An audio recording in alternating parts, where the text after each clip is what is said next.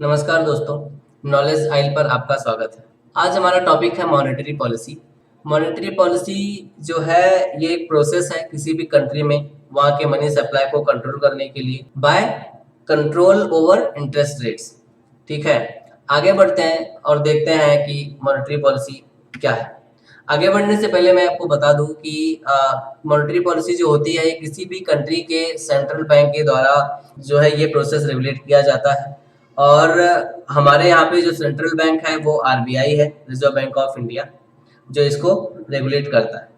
तो अगर मैं आपसे यहाँ पे 3 सवाल पूछूं, जो मैं पूछूंगा कि आरबीआई का हेडक्वार्टर कहाँ पर है। 3 जवाब मुझे आपको देने हैं।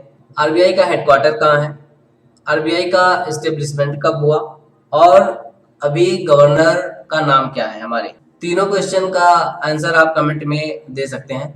बढ़ते हैं आगे। मॉनेटरी पॉलिसी क्या है? तो मॉनेटरी पॉलिसी जो है ये किसी भी कंट्री में वहाँ के जो प्राइस स्टेबिलिटी है उसको मेंटेन करने के लिए, हाई इकोनॉमिक ग्रोथ जो है वो अचीव करने के लिए। आगे बढ़ते हैं, देखते हैं मॉनेटरी पॉलिसी कमेटी क्या है। तो मॉनेटरी पॉलिसी कमेटी जो हमारे भारत में है ये यहाँ पे 6 लोग होते हैं मॉनेटरी पॉलिसी कमेटी में। 3 लोग होते हैं जो आरबीआई द्वारा चुने जाते हैं इंक्लूडिंग आरबीआई गवर्नर, और 3 होते हैं जो सेंट्रल गवर्नमेंट जो है वो अपॉइंट करती है 3 लोगों को। यहाँ पे बात होती है कि इन्फ्लेशन टारगेट क्या रहेगा उनका। वो एक इन्फ्लेशन टारगेट लेके चलते हैं और उसी के हिसाब से पॉलिसी में फेरबदल करते रहते हैं।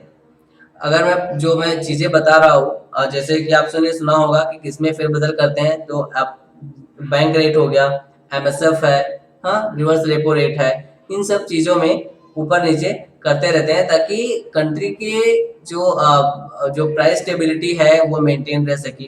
ठीक है, और जो मनी सप्लाई है मार्केट में उस पर कंट्रोल किया जा सके। आप देख सकते हैं कि the monetary policy committee is interested with the task to of fixing the benchmark policy rate repo rate required to maintain inflation within the specified target level. अब रेपो रेट क्या है? रेपो रेट, इस rate पे RBI जो है वो securities purchase करती है बैंक से, कॉमर्शियल बैंक से, और उनको पैसे देती है। आगे बढ़ते हैं और बात करते हैं कि मॉनेटरी ऑपरेशंस के बारे में। तो मॉनेटरी ऑपरेशंस में जो है आते हैं मनी सप्लाई हो गया, interest rates and availability of credit है, aim to maintain price stability, stable exchange rate, healthy balance of payment, financial stability and economic growth. तो मॉनेटरी ऑपरेशंस में सबसे पहले मनी सप्लाई है। जैसा मैंने आपको कहा कि bank rate, reverse repo rate, ये सब यूज करती है इन सब टूल्स का, इन सब इंस्ट्रूमेंट का यूज करके जो आरबीआई है वो मनी सप्लाई को कंट्रोल पे रखती है मार्केट में। Interest rates and availability of credit aim to maintain price stability.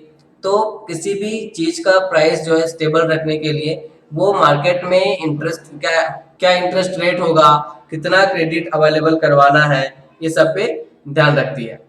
Exchange rate को स्टेबल रखती है। हेल्दी बैलेंस ऑफ पेमेंट, ठीक है, बैलेंस ऑफ पेमेंट पे मैंने एक वीडियो बनाया है, जो बैलेंस ऑफ पेमेंट हमारा एक्सपोर्ट इंपोर्ट का डिफरेंस क्या है, हमारा कंट्री का टोटल इनकम कितना हुआ, उसमें हम प्रॉफिट में, हम लॉस में, हमारा फिस्कल है, हमारा डेफिसिट है।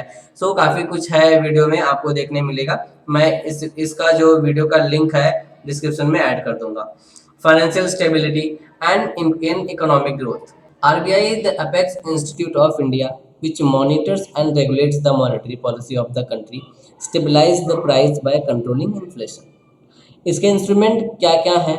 सो open market operations, OMO, cash reserve ratio, CRR, statutory liquidity ratio, SLR, bank rate policy, credit ceiling, credit authorisation scheme, moral suasion, repo rate and reverse repo rate. मैं एक video बनाऊंगा instrument of monetary policy और हर एक point को अच्छे से elaborate करूंगा ताकि आपको ये पूरा अच्छे से समझ जाए।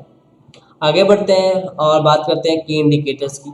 बहुत ही फेमस की इंडिकेटर्स हैं भाई, मुझे लगता है कि ऑलमोस्ट सभी को ये चीज़ें पता होंगी कि repo rate, reverse repo rate, marginal standing facility rate और बैंक रेट क्या है। और हर एवरी क्वार्टर जो है इसको हमारे आरबीआई के द्वारा बताया जाता है। अगर कोई चेंज होता है और तो वो चेंज क्यों हुआ है, इसके पीछे का रीज़न क्या है, वो हमारे गवर्नर आके एक्सप्लेन करते हैं हमें।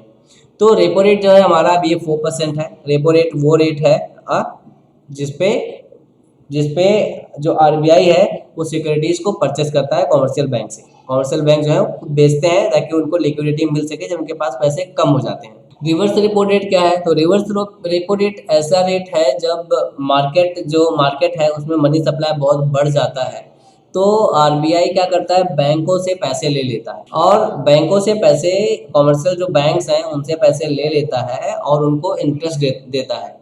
तो बैंक क्या करते हैं, अपने पैसे जमा कर देते हैं आरबीआई के पास और 3.35% का इंटरेस्ट एनुअली लेते हैं। अब एमएसएफ ऐसा है कि इस केस में अगर कोई बैंक है जिसके पास में पैसे ही कम हो गए या ख़त्म हो गए, तो वो आरबीआई से पैसे लेता है और अपना काम चलाने के लिए, ताकि वो कस्टमर सर्विस या लोगों को लोन और खुद का काम कर पाए। और ये जो होता है एमएसएफ, ये बहुत ही हाई इंटरेस्ट पे देता है आरबीआई। आप देख सकते हो 4.25%। बैंक रेट क्या है, ये भी 4.25% है। तो बैंक रेट मतलब होता है कि ये इस रेट पे बैंक जो है, आरबीआई जो है, वो उधार पैसे देता है कॉमर्शियल बैंक से। सो ये था मॉनेटरी पॉलिसी के बारे में। उम्मीद करता हूँ वीडियो आपको अच्छा लगा होगा। अगर आपको वीडियो अच्छा लगा तो वीडियो को लाइक कीजिए, कमेंट कीजिए और शेयर कीजिए और चैनल को सब्सक्राइब कीजिए। वीडियो देखने के लिए धन्यवाद। जय हिंद।